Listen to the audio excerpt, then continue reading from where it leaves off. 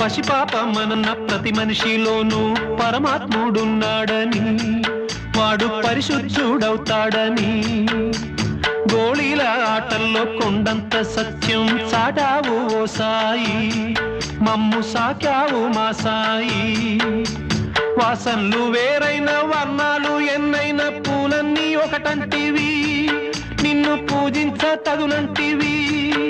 మా తడిలేని హృదయాల దయతోటి తడిపి కలుపుల్ని తీసేస్తివి, మాలో కలతల్ని మాపేస్తివి. మా పాపాల తొలగించు దీపాల నీవే వెలిగించినావయ్యా, మమ్ము కరుణించినావయ్యా.